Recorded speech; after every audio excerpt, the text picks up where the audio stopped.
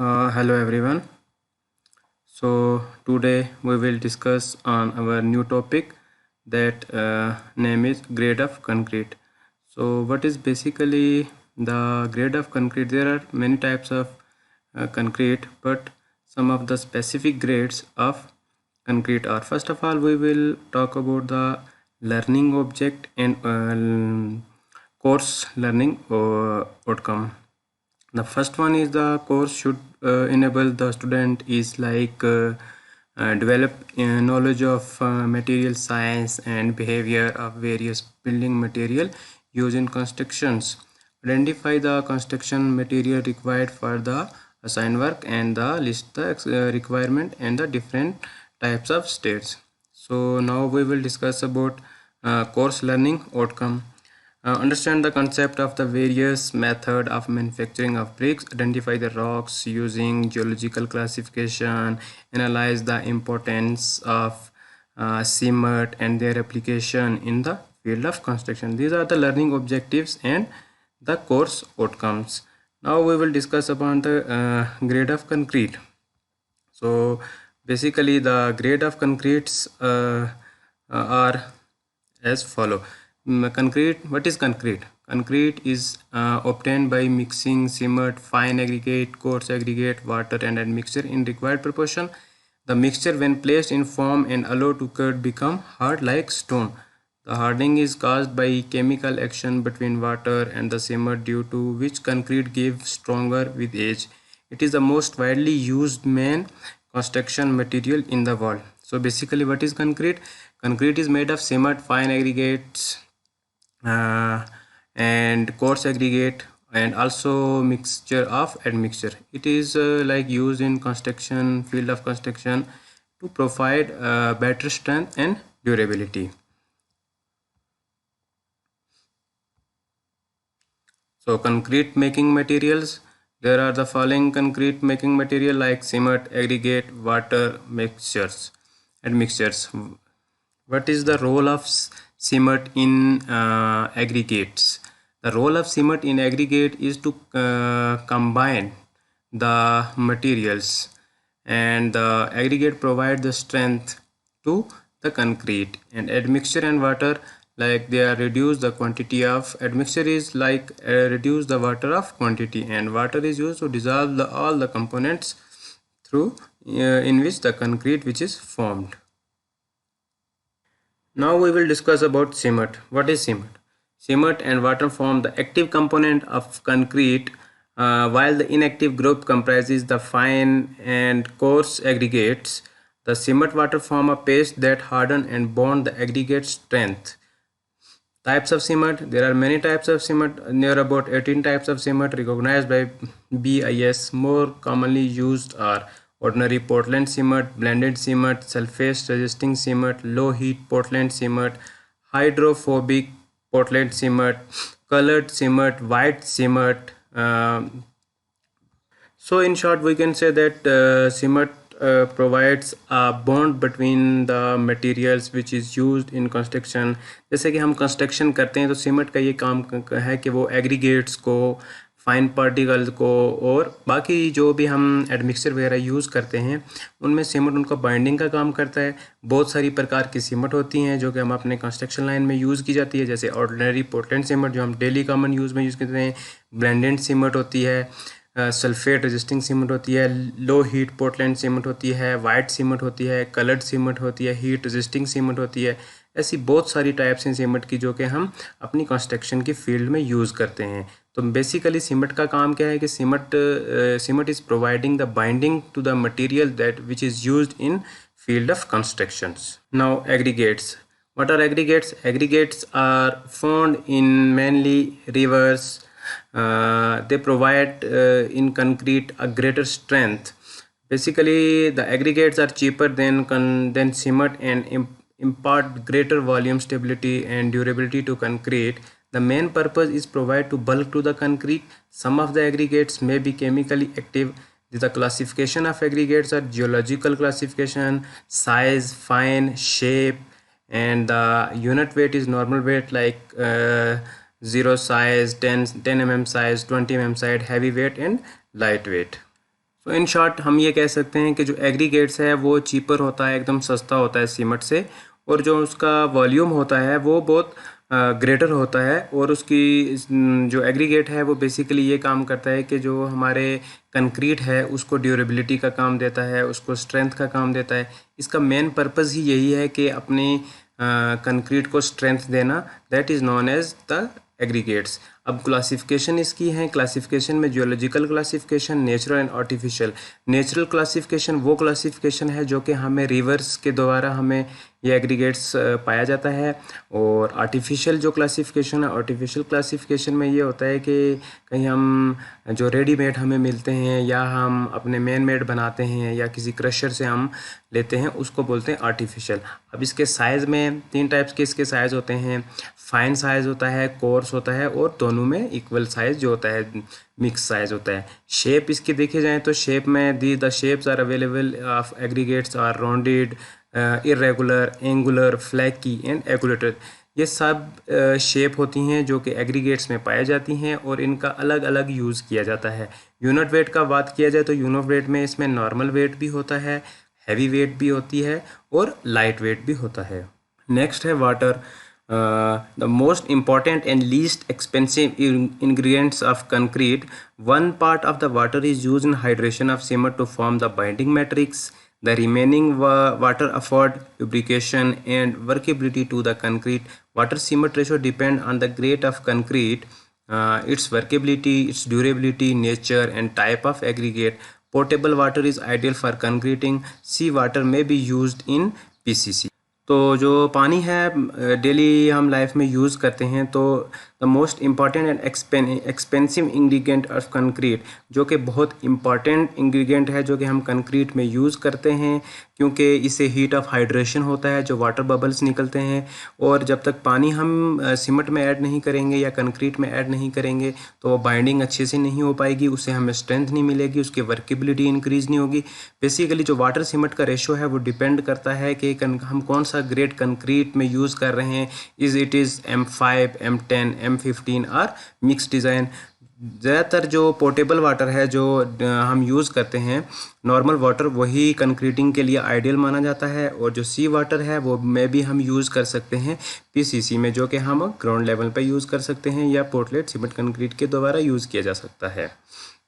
तो मोस्ट जो important factor है कंक्रीट में वो सीमेंट के बाद और एग्रीगेट के बाद वाटर है। जो वाटर को हम बहुत तरीके से इस्तेमाल किए जाते हैं।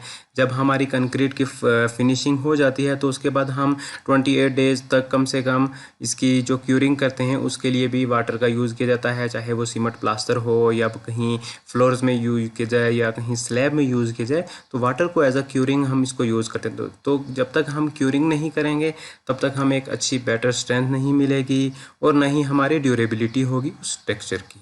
The next one is admixture. Admixture, it is defined as added to the concrete immediately or during mixing to modify its property in the fresh or hardened state. The different types of admixtures are accelerators, retarder, plasticizer and superplasticizer, air entraining admixture, waterproofer, pigment, corrosion, antifungal admixture. तो basically admixture वो एक ऐसी quantity है या एक ऐसा material है जो कि हम कंक्रीट में, जब हम कंक्रीट को प्लेस कर रहे होते हैं उसी टाइम यूज़ करते हैं या फिर उसके कुछ देर बाद उसको हम मिक्स करके उसकी प्रॉपर्टी को मॉडिफाई करते हैं, चाहे वो कंक्रीट हमारा फ्रेश स्टेट में हो या हार्डन स्टेट में हो। तो इसकी भी बहुत सारी टाइप्स हैं। तो मेन टाइप जो है वो हम कॉमनली जो यूज़ करते हैं वो एक्सीलेटर्स होता है, जो कि स्पीड अप, जो सीमेंट की कंक्रीट की इनिशियल स्पीड है उसको बूस्ट करता है कंक्रीट को। ज़्यादातर ये कोल्ड वेदर के लिए यूज़ किया जाता है। रिटार्डर जो है, रिटार्डर डिले करता है setting time of concrete mixture. It is also used in hot weather. Plasticiser and super plasticiser जो हैं ये इसका काम करते हैं, वाटर रिड्यूस का काम करते हैं, एयर इंटरटेनिंग एडमिक्सचर वो एडमिक्सचर होता है जो कि एयर के वाइट्स को ख़त्म किया जाता है, वाटर प्रूफर, पिगमेंट और क्रोजन एंटी फंगल एडमिक्सचर ये एक ऐसे एडमिक्सचर हैं जो डिफरेंट जो कोरोजन वाला है वो कोरोजन को बचाता है। वाटर प्रूफर एडमिक्सचर वो मिक्सचर होता है कि जो कि हम कंक्रीट की प्लेसिंग करते हैं ताकि उसके बाद कुछ पानी का ऑब्जर्वेशन ना हो या उसमें किसी भी उस स्लैब के अंदर पानी ना जाए, तो इससे हम वाटर प्रूफर एडमिक्सचर बोला जाता है।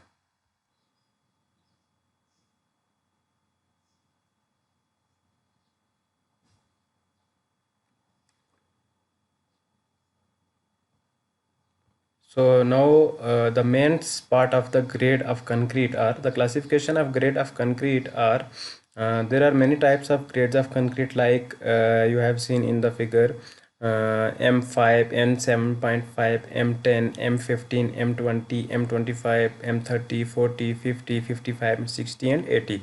What is M? M is the mixed proportion of concrete.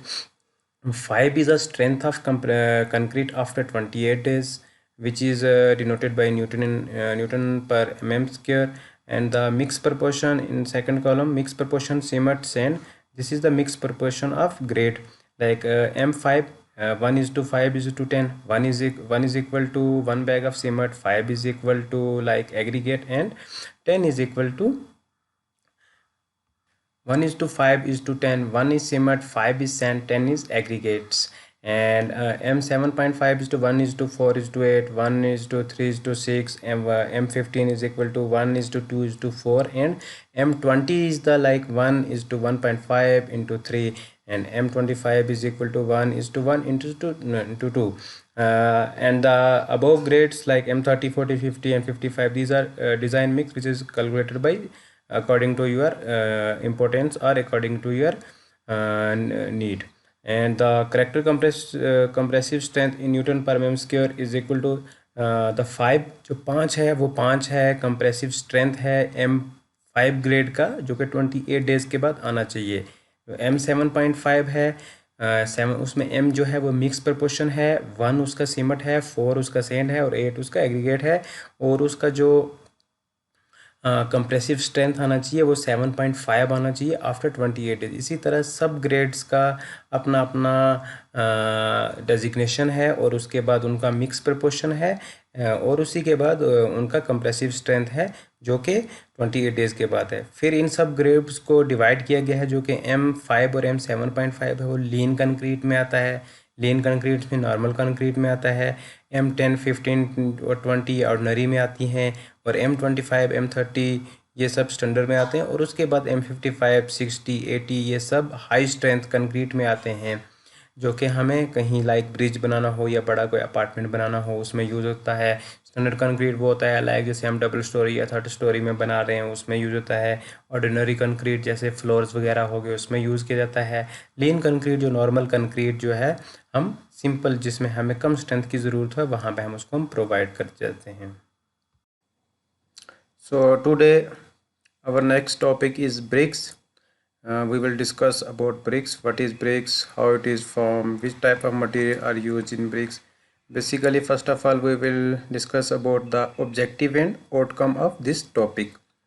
So this is the objective of bricks: to provide the knowledge about the bricks, to provide the knowledge about the ingredients that are used in construction of bricks. And the outcome should be student will learn about the different types of bricks, their classification and their usage, their durability and their strength. So let's start.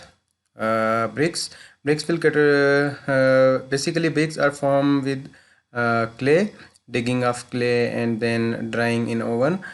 This process is known as the manufacturing process of bricks. So bricks will be characterized with different used. First of all, load bearing wall, non-load bearing wall, insulation wall, covering wall. So the selection of bricks based on their using brick shape, standard size. In brick shape, 4 size geometric length 2 into from width and the thickness is 2/3 of width, and the standard size of the brick is 215 into 10 into 102.5 into 65 in mm. It can be made from clay, sand and lime, cement, mortar. So basically the bricks are made from clay, sand, and lime, and also some bricks are made by cement, concrete, like such as concrete blocks. This is also known as the total manufacturing process of the bricks.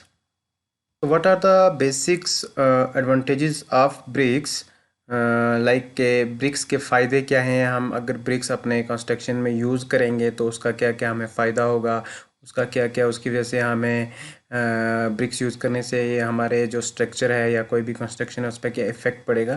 तो let discuss about advantages of BRICS. The first point is bricks will not burn, buckle, or melt.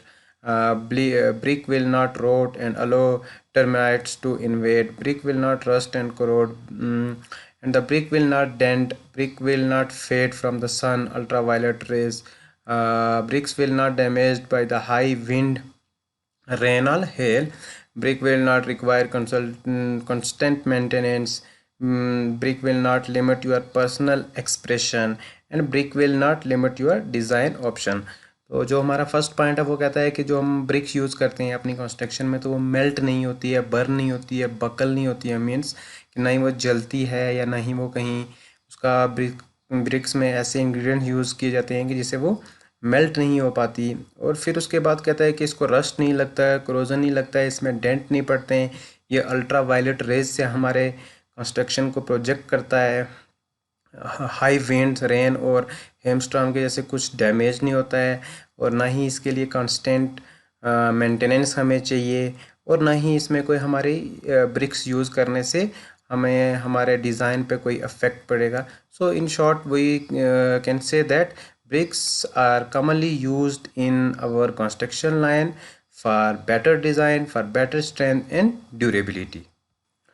Now we will discuss about clay bricks के bricks बनते कैसे हैं, कौन कौन से इसमें ingredients होते हैं, किन किन composition से ये बनता है, इसका मैन्युफैक्चरिंग प्रोसेस क्या है, अब हम उसके बारे में डिस्कस करेंगे. तो सबसे पहले जो ब्रिक्स में जो कंपोनेंट्स होते हैं वो सिलिका होता है 60%, एल्यूमिना होता है 20%, और जो बाकी के इंग्रेडिएंट्स होते हैं वो 20% होते हैं. जो रिमेनिंग इंग्रेडिएंट्स हो सकते हैं वो कैल्शियम ऑक्साइड भी हो सकते हैं, आयरन ऑक्साइड होते हैं जो कि ब्रिक्स को रेड कलर देने का काम करता है, मैग्नीशिया होता है, मैग्नीशियम ऑक्साइड होता है. ये सारे कंपोजिशन जो होते हैं वो किस में काम आते हैं? मैन्युफैक्चरिंग ऑफ ब्रिक्स में. फंक्शन ऑफ इंग्रेडिएंट्स, जो हम इंग्रेडिएंट्स यूज़ करते हैं उनका क्या काम रहता है ब्रिक्स में. तो सिलिका जो होता है, सिलिका सबसे पहले जो कि सैंड में पाया जाता है, उसको हम अगर क्ले में ऐड करते हैं तो वो एक सूटेबल पोर्शन बनाता है, ब्रिक को हार्ड करता है और उसको प्रिवेंट करता है रैपिंग से एंड श्रिंकिंग से, और उसको ड्राइंग करने में हमें वो यूज़फुल हमारे लिए होता है. तो if added to clay in suitable proportion makes a brick hard and prevent it from warping and shrinking on drying. तो सेकंड पॉइंट हमारा जो एल्यूमिनिया है, alumina is the main constituent of every clay. On the addition of water clay become plastic and can be moulded into shape. जो aluminium का काम होता है वो ये करता है कि जब हम इसमें पानी की मात्रा को ऐड करते हैं तो उससे जो हम क्ले जो होती है, क्ले में एल्यूमिनियम और पानी का जब मिक्सचर होता है तो उससे जो हम अपनी ब्रिक्स को शेप देते हैं, मोल्ड करते हैं, वो उसमें हमारी हेल्प करता है. Third one is lime. Lime it help to lower the fusion temperature. It helps silica to fuse at lower temperature and thus help to bind the particle together. It also prevents shrinkage of raw bricks. जो lime है, lime जो है वो क्या करता है कि temperature को फ्यूज़ करता है और उसमें क्या करता है कि जो हमें हेल्प देता है वो पार्टिकल को बाइंड करने में, मतलब जितने भी इसमें कंपोजिशन होते हैं, कंपोनेंट्स ऐड होते हैं, उनको आपस में उनकी बाइंडिंग करता है. और ये भी हमारे लिए एक हेल्पफुल है जो कि हमें प्रिवेंट करता है श्रिंकेज होने से. श्रिंकेज में लाइक के ब्रिक का सुकड़ जाना या जो कंपोनेंट्स का अलग अलग होना, उसको हम श्रिंकेज देते हैं. तो हम ये कह सकते हैं कि सिलिका, एल्यूमिनियम और लाइम जो है ये हमारे मेन कंपोनेंट्स हैं ब्रिक की फॉर्मेशन में. कैरेक्टरिस्टिक्स ऑफ गुड ब्रिक्स, कि एक अच्छी ब्रिक्स की कौन सी कैरेक्टरिस्टिक्स होनी चाहिए. फर्स्ट पॉइंट है appearance and colour, hardness and softness, durability, fire resistant, strength. तो सबसे पहले अपीयरेंस एंड कलर के बारे में पढ़ते हैं. A good brick should have a uniform rectangular shape with even surface and sharp corner. It should be free from cracks. It should have a uniform brick red color. और appearance और colour जो है वो BRICS की characteristics में ये define करता है कि जो एक अच्छी ब्रिक है वो एक यूनिफॉर्म रेक्टेंगुलर शेप में होनी चाहिए, उसकी जो सरफेस होने जो उसकी सरफेसेस हैं वो एकदम शार्प कॉर्नर होने चाहिए, और वो एकदम फ्री होनी चाहिए किससे, जो कि उसके अंदर जो क्रैक्स पड़ते हैं उनसे फ्री होनी चाहिए, और उसका जो एक रेड कलर होता है वो एक यूनिफॉर्म ब्रिक रेड कलर होना चाहिए। ये एक अच्छी कैरेक्टरिस्टिक्स है, तभी हमारी एक ब्रिक जो है वो एक अच्छी कैरेक्टरिस्टिक्स होगी। वो किसकी वजह से, अपीयरेंस और उसकी कलर की वजह से। Second one is hardness and soundness. Good brick should B hard and should not be scratched by fingernail. Also should give a metallic sound when two bricks are stuck to each other.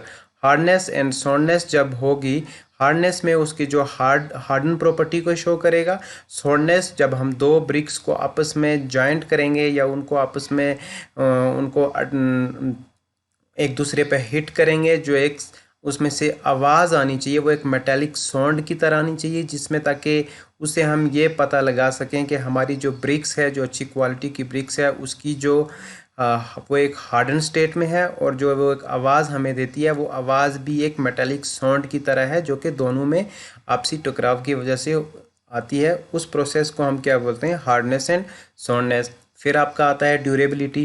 Durability means के उसकी life कितनी है, वो कितना लंबा चल सकती है।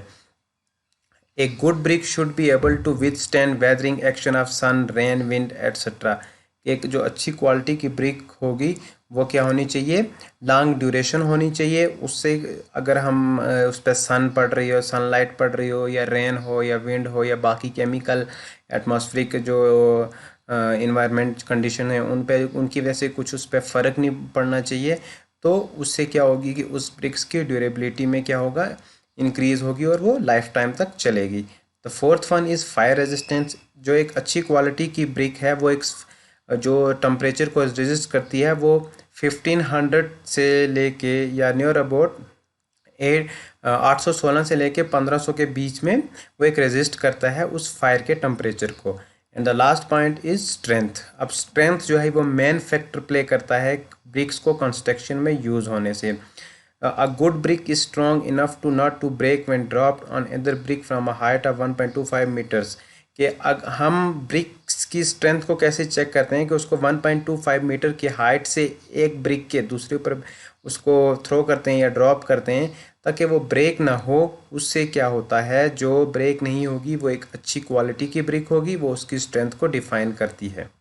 This is the example of bricks which is formed by clay and it is also used in our construction। जैसे कि हमने पीछे पढ़ा था कि जो कलर देता है वो एल्यूमिनियम यूज़ होता है, लाइम इसमें बाइंडिंग करता है, और बहुत सारे फैक्टर इसमें ऐसे भी होते हैं कि जिससे क्या होता है कि हम इसकी स्ट्रेंथ चेक करते हैं या इसमें ड्यूरेबिलिटी हो या फायर रेजिस्टेंट होती है। तो this is the example of bricks which is used in our construction line in the field of civil engineering. Good morning to everyone. So today we will discuss about our new topic. That title, name of topic is types of brick and mortar. So today we will discuss upon about brick, types of brick and their bond. There are different types of brick. First one is structure brick, header brick, and the soldier brick. What is structure brick? Structure brick is a brick laid with the longest side exposed। Means के structure brick वो brick होती है कि जब हम उसको कहीं भी प्लेस करते हैं तो उसकी जो सबसे लॉन्गेस्ट साइड है वो सामने नज़र आती है, जैसे आप डायग्राम में देख पा रहे हैं। ये एक हमारी क्या है, स्ट्रक्चर ब्रिक है। फिर उसके बाद आता है अपना header brick. Header brick is a brick laid with the smallest end expose to the weather. Header brick जो होता है उसमें हम ये एक्सपोज करते हैं, कहीं भी उसको हम लेट डाउन करते हैं या कहीं भी उसको हम प्लेस करते हैं तो उसका जो स्मॉलेस्ट एंड होता है उसको एक्सपोज किया जाता है। And the third one is soldier brick. Soldier brick वो ब्रिक होती है कि जिसको हम कहीं भी लेड करें वर्टिकल डायरेक्शन में, वर्टिकल डायरेक्शन में जब हम उस ब्रिक को लेट करेंगे तो वो हमारी ब्रिक क्या हो जाएगी, सोल्डर ब्रिक हो जाएगी। अब जैसे कि आप देख पा रहे हैं फिगर में, स्ट्रेचर ब्रिक को किस तरह लेट करते हैं, हेडर ब्रिक को किस तरह लेट करते हैं और सोल्डर ब्रिक को किस तरह लेट करते हैं। कहीं भी हम कोई भी दीवार बना रहे हैं या कोई भी किसी प्रकार का काम कर रहे हैं अपने कंस्ट्रक्शन में, तो उसमें स्ट्रेचर ब्रिक को इस तरह से लेट किया जाता है, हेडर ब्रिक को इस तरीके से लेट किया जाता है और सोल्डर ब्रिक को वर्टिकली लेट किया जाता है। क्लियरली डायग्राम में बताया गया है कि हेडर ब्रिक जो है वो किसी भी वाल में हम कैसे यूज़ करते हैं उसको दिखाया गया है। स्ट्रेचर को कैसे यूज़ करते हैं, सोल्डर को कैसे यूज़ करते हैं, बॉन्ड कैसे इनमें बनता है। जब भी हम कोई भी वाल बनाते हैं तो इसमें हम हेडर को अलग टाइप से यूज़ करते हैं, स्ट्रेचर को उसको अलग डायरेक्शन में यूज़ करते हैं और जो अपनी सोल्डर होती है उसको हम अलग तरीके से प्लेस करते हैं। सबसे पहले हेडर को देखिए कि उसमें जो बॉन्ड कैसे बनाया जाता है ब्रिक्स का। क्यों कहीं भी हम कोई भी अगर लेयर बना रहे हैं तो उसमें जो उसकी लॉन्गेस्ट साइड है उसको हम सामने रखते हैं और उससे क्या होता है कि उस वाली टाइप्स को हम स्ट्रेचर कहते हैं। और फिर उसके बाद हेडर होता है और शोल्डर होता है। अब ये तीनों टाइप्स जो हैं ब्रिक्स की, ये हम जब भी वाल की कंस्ट्रक्शन कर रहे होते हैं तो उसमें हम इसको यूज़ करते हैं ताकि एक ब्रिक्स के वाल जब हम बना रहे हों तो उनकी आपस में एक प्रॉपर बॉन्डिंग हो, जिससे कि उनकी अपीयरेंस अच्छी हो, उसकी टेक्सचर अच्छी हो, ताकि हमारा जो हम वाल बनाएं वो एकदम पैरेलल रहे। इसलिए हम हेडर का यूज़ करते हैं, स्ट्रेचर का यूज़ करते हैं और शोल्डर का यूज़ करते हैं। उसके बाद है कि हम ब्रिक्स के जॉइंट की फॉर्मेशन कैसे करते हैं या उनकी जो टर्मिनोलॉजी है उनको कैसे आपस में बिछाने के बाद उनको कैसे जॉइंट करते हैं। तो सबसे पहले जो फर्स्ट रो में है वो हेड जॉइंट है कि दो अगर कहीं से हम कहीं वाल बना रहे हैं तो उनमें इस टाइप का अगर हम जॉइंट आता है या इस टाइप का हम जॉइंट डालते हैं तो उसको हेड जॉइंट बोला जाता है। फिर उसके बाद उसी फिगर में हम देख पा रहे हैं कि बेड जॉइंट को किस तरह से ड्रा किया हुआ है। ये सब जो हैं ये जॉइंट्स जो हैं और ये जो हेड जॉइंट है या बेड जॉइंट है, ये हम जब भी कोई भी वाल की कंस्ट्रक्शन कर रहे हो हैं अपने कंस्ट्रक्शन लाइन में तो उसमें हम इनका यूज़ करते हैं। नेक्स्ट फिर उसके बाद स्ट्रेचर बॉन्ड को हम थोड़ा डीपली अगर देखें तो स्ट्रेचर बॉन्ड का क्या है, इसके क्या क्या फ़ायदे हैं, अगर हम इसको यूज़ करते हैं तो इसका यूज़ करने के कारण क्या है, इससे हमें क्या बेनिफिट होगा। तो लेट्स स्टार्ट शुरू करते हैं। सबसे पहले जो स्ट्रेचर बॉन्ड है, stretcher bond entirely comprises of stretcher bricks set in a row that are offset by half a brick. Most common bond in modern time can consist of one layer, two layer or two layer with a gap in between. The main advantages of this technique is that it allows wall with both faces visible and can be used for domestic low height wall where the part of the structure above is built of a lighter frame material such as glass to be built using low cost brick that have only two fair faces. तो stretcher bond को हम क्या करते हैं कि basically BRICS में use किया जाता है। किसी भी रो के अंदर इसको हम ऑफसेट लेके उसका हाफ ब्रिक का यूज़ करना, उसको हम पहले स्ट्रेचर बॉन्ड करते हैं। ये बहुत ही कॉमन बॉन्ड है मॉडर्न टाइम में। किसी भी लेयर में हम इसको यूज़ करते हैं। दो लेयर के जो गैप है उसको भरने के लिए हम इसको यूज़ कर सकते हैं। और इस जो है इसका मेन जो फ़ायदा है इस टेक्निक का, उससे क्या होता है कि हमें जो हमारी वाल है उसमें जॉइंट हमें सामने नज़र आता है, उसमें कहीं कुछ होल्स या क्रैक्स नहीं पड़ते हैं। ठीक है, उससे क्या होता है कि हमारी वाल जो है एक फ्रेम स्ट्रक्चर की तरह दिखती है, जैसे कि एक प्रॉपर ग्लास की तरह जैसे दिखता है। और उसमें क्या है कि जो स्ट्रेचर बॉन्ड है ये हम अपनी ब्रिक्स वाल के जब भी कंस्ट्रक्शन कर रहे होते हो तो उस टाइम इसको हम यूज़ करते हैं। तो बेसिकली इसका जो मेन मुद्दा रहता है, जो मेन यूज़ करने का कारण रहता है कि एक तो हमारी वाल सीधी रहती है, जॉइंट्स हम यूज़ करते हैं तो उससे होल को प्रिवेंट होते हैं, क्रैक्स नहीं पड़ते हैं। और इसकी जो हमारी वाल है उसकी अपीयरेंस बहुत ही अच्छी होती है, एकदम सीधी और पैरेलल रहती है। इसीलिए हम स्ट्रेचर बॉन्ड को अपने ब्रिक्स में यूज़ करते हैं। नेक्स्ट है header bond. Header bond is also known as Spanish bond, was very common bond for the bearing wall. It is composed of header brick set in row that are the offset half a brick, which produce a solid easy to lay bond, which is the useful when building circular work. It is the most used bond in the historical Spanish brick construction. In picture you have show us the header bond. तो header bond क्या होता है कि header bond को हम Spanish bond बोलते हैं, इसलिए बोलते हैं क्योंकि ये पुराने टाइम से जब भी हिस्टोरिकल स्पेनिश ब्रिक कंस्ट्रक्शन काम चल रहा था तो उस टाइम ये यूज़ होता था, तो इसका नाम वहाँ से इस पड़ा स्पेनिश बॉन्ड। अब ये क्या है कि इसका यूज़ हम इसलिए करते हैं ताकि हमारा जो भी अपनी वाल है, वाल एक तो सीधी पैरेलल रहे और इसको एकदम सॉलिड रहे। और ये जब हम यूज़ करते हैं हेडर बॉन्ड का तो ये बहुत ही फ़ायदेमंद रहता है किसी भी सर्कुलर वर्क के लिए। जैसे कि आप फिगर में देख पा रहे हैं कि इस टाइप का जो भी हम ब्रिक्स को यूज़ करते हैं कहीं भी वाल में, तो उस वाल को जो भी जैसे स्ट्रेचर हो गया या फिर हेडर हो गया, तो ये साइड जो शो करता है, तो इस प्रोसेस को हम क्या बोलते हैं, हेडर बॉन्ड बोलते हैं, जो कि ये बहुत ही पुराना है। स्पेनिश ब्रिक कंस्ट्रक्शन के टाइम से ये यूज़ होता हुआ आ रहा है कंस्ट्रक्शन लाइन में। तो जैसे कि फिगर में सामने शो हो रहा है, पिक्चर शो हेडर बॉन्ड। तो मैन्युफैक्चरिंग प्रोसेस क्या है कि ब्रिक्स बनती कैसे है, कौन कौन सा मटेरियल यूज़ करते हैं या हम इसकी प्रिपरेशन कैसे करते हैं, तो उसके बारे में कुछ हम थोड़ा डेप्थ में जाके पढ़ लेते हैं। तो मैन्युफैक्चरिंग प्रोसेस वो प्रोसेस है कि जब हम कोई भी सैंपल लेके ब्रिक्स को स्टेज 1 से लेके स्टेज 4 तक उसका, चाहे वो ओवन में ड्राइंग करना हो या डिगिंग करना हो या मोल्डिंग करना हो, उस पूरे प्रोसेस को हम क्या बोलते हैं, द मैन्युफैक्चरिंग प्रोसेस। तो मैन्युफैक्चरिंग प्रोसेस में 4 स्टेजेस होती हैं। सबसे पहले मटेरियल की प्रिपरेशन होती है, फिर मोल्डिंग होता है, फिर ड्राइंग होता है और फिर फायरिंग होता है। तो मटेरियल प्रिपरेशन में सबसे पहले फर्स्ट जो स्टेज है उसमें हम क्या करते हैं कि हम कहीं से भी मटेरियल जो भी है, क्ले है, उसको इकट्ठा करते हैं। फिर उसको हम क्या करते हैं, ग्राइंडिंग करते हैं, उसको साफ़ करते हैं अच्छे से, ठीक है। उसमें से घास वगैरह को साइड करते हैं, तो एकदम फाइन पार्टिकल्स बनाते हैं उसको। क्ले प्रिपरेशन में क्या किया जाता है कि clay is prepared by crushing and or grading and mixing with small quantities of sand, ash and lime until it is of a uniform consistency. Water may be added to increase plasticity, a process known as tempering. In such cases, chemicals such as barium carbonate is added to reduce the problem of efflorescence, crystallization, damage or chemical attack of the mortar. तो सबसे पहले हम क्या करते हैं कि clay को हम कैसे तैयार करते हैं, कहीं से भी हम इसकी क्रशिंग करते हैं या ग्राइंडिंग करते हैं, या मतलब क्रश करना, कहीं से खोदना या डिगिंग करना। फिर उसको हम स्मॉल क्वांटिटीज़ की सैंड से हम उसमें मिक्स करते हैं साफ़ करने के बाद। फिर ऐश और लाइम को यूज़ करते हैं एक यूनिफॉर्म कंसिस्टेंसी के लिए।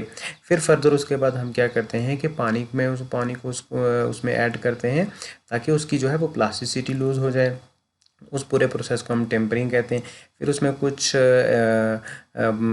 केमिकल यूज़ करते हैं सच एज़ बेरियम कार्बोनेट को हम यूज़ करते हैं ताकि वो क्या करे कि जो हमारी एफ्लोरेसेंस हो गया, मतलब जो भी उसमें कुछ घास वगैरह से जो बच गया हो या फिर कुछ डैमेज होने का या केमिकल अटैक से उसे क्या करता है, वो हमें प्रिवेंट करता है। बेरियम कार्बोनेट को हम इसलिए ऐड करते हैं ताकि वो हमारी प्रॉब्लम को रिड्यूस करे। फिर सेकंड जो स्टेजेस है वो आती है वेदरिंग। अब वेदरिंग होता क्या है, the soil is left in heaps and expose to weather for at least 1 month in case where such weathering is considered necessary for soil. The soil is done at least twice and it is ensured that the entire soil is wet throughout the period of weathering. The purpose of weathering is disintegrate big boulders of clay under the action of atmospheric agencies to make it a uniform mass and also to eliminate the impurities which got oxidized. तो weathering वो process है जिसमें हम क्या करते हैं कि जो हम अपनी क्ले को साफ़ करने के बाद उसको सूखने के लिए रखते हैं, उसमें से क्या हो जो भी कुछ फंगाई वगैरह हो या फिर कुछ बाकी केमिकल चीज़ें हों, जैसे कि उसमें कुछ घास वगैरह हो गया या कुछ थोड़ा बहुत उसमें पत्थर वत्थर हैं, छोटे छोटे पेबल्स जो होते हैं, उनको साफ़ करने के बाद हम क्या करते हैं कि अपनी साइल को कहीं ऐसी जगह रखते हैं कि जहाँ से वेदरिंग इसकी अच्छी हो, उसका अच्छा से एक्सपोजिशन हो। फिर उसके बाद हम उसको एटलीस्ट 1 महीने के लिए ऐसा ये प्रोसेस करते हैं। फिर उसके बाद हम उस पर क्या करते हैं कि उसको अपनी एटमॉस्फेरिक एजेंसी से हम प्रिवेंट करते हैं ताकि उसके मास पे ये कोई फ़र्क ना पड़े, कोई इम्प्योरिटीज़ वगैरह कोई उसके साथ अटैच ना हो, जिससे क्या हो कि उसकी शेप में कोई फ़र्क आए या उसकी कोई भी उसमें इम्प्योरिटीज़ पड़ने के बाद वो किसी के साथ ऑक्सीडाइज ना हो जाए। तो इस पूरे हम प्रोसेस को क्या बोलते हैं? Weathering process. थर्ड स्टेज में हम टेम्परिंग करते हैं। टेम्परिंग बेसिकली वो होता है कि जब हम अपने इसमें क्ले में पानी को ऐड करते हैं, उसको अच्छे से मिक्स करते हैं, तो फिर उसको हम मोल्डिंग के लिए जाते हैं। कोई एक मोल्ड होता है ब्रिक के साइज़ का, तो उसमें हम क्या करते हैं कि उसको सॉइल की कंपोजिशन करते हैं, उसमें फिर जो भी है अकॉर्डिंग टू द जो हमारा BIS है उसके अकॉर्डिंग हम लेके चलते हैं, और कितने डिग्री पे उसको वेटनेस करना है या फिर कैसा उसको शेप देना है उस मोल्ड के द्वारा। तो इस पूरे प्रोसेस में हम टेम्परिंग करते हैं, एक प्रॉपर उसको शेप देते हैं, जिससे क्या हो कि एक स्टैंडर्ड साइज़ होके निकले। कंपोजिशन होने के बाद उसको हम मॉडिफाई करते हैं। देन टेम्परिंग होने के बाद हम उसको फिर एक ओवन में रखते हैं ड्राइंग के लिए। जब जो भी अपनी वेट यूनिट ब्रिक होती है उसको हम ड्राइंग करते हैं। एक स्पेसिफिक अपने पास रूम होता है जिसमें टेम्परेचर भी होता है, ताकि वो अच्छे से ब्रिक्स को क्या कर पाए, ड्राइंग करे। और ड्राइंग होने के बाद एक अच्छी वो स्ट्रेंथ दे, चाहे वो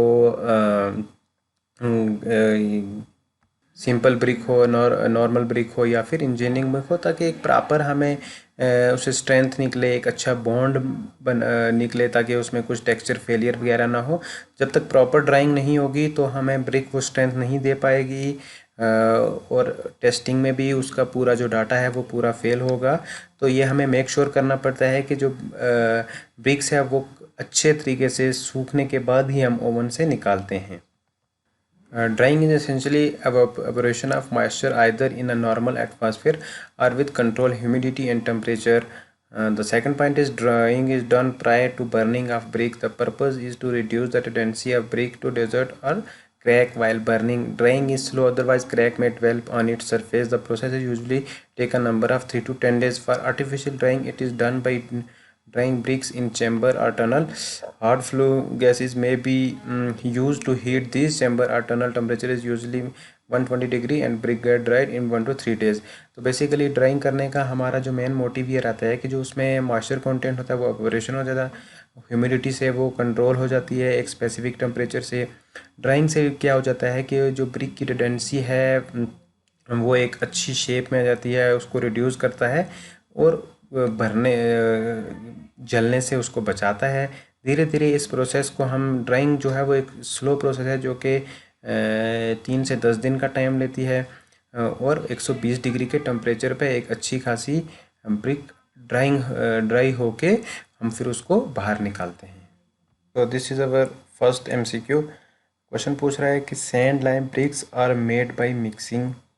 ऑप्शन है आपका clay, cement paste, both hand B, sand and fly ash. कि अपना जो सैंड लाइम ब्रिक होता है वो किसको मिक्स करने से बनता है। तो जाहिर सी बात है कि अगर हम सैंड के साथ क्या मिक्स करेंगे कि सैंड लाइम ब्रिक बनेगी, तो उसका जो राइट आंसर होगा वो होगा sand and fly ash. Next है आपका concrete bricks are made from. कि कंक्रीट वाली ब्रिक्स जो हैं, बहुत ही सिंपल क्वेश्चन है ये कि कंक्रीट ब्रिक्स किससे बनता है। इसके ऑप्शन है आपके fly ash, clay, solid concrete या ऑल ऑफ दी अबव। अब कंक्रीट का ब्रिक है तो वो कंक्रीट से ही बनेगा, तो जो इसका करेक्ट आंसर होगा वो होगा सॉलिड कंक्रीट। नेक्स्ट क्वेश्चन है common burned clay brick are form by pressing in a mould and then bricks are dried and fired in a kiln. Is it true और फॉल्स? के जो भी एक brick है हम उसको एक प्रेस करने से या मोल्ड में रख के या फिर उसको ड्राई करके ओवन में अच्छे से थोड़ा सा उसको हीट पे रख के किलन में, क्या ये पूरा जो हम प्रोसेस करते हैं ब्रिक्स की फॉर्मेशन में, ये सही है या गलत है? तो इसका राइट आंसर होगा ट्रू, बिल्कुल सही प्रोसेस है ये। नेक्स्ट क्वेश्चन है in a good brick percentage of silica lies between. कि जो एक अच्छी क्वालिटी की ब्रिक है उसमें सिलिका की परसेंटेज कितना होता है। तो हमने ये फर्स्ट लेक्चर में पढ़ा था कि जो सिलिका की परसेंटेज कितनी होती है। उसमें ऑप्शन है आपका 10%, 20%, 60% और 50%। द करेक्ट आंसर इज़ 50%, जो कि सिलिका की एक अच्छी क्वालिटी की ब्रिक्स में सिलिका की जो परसेंटेज होती है वो 50% होती है।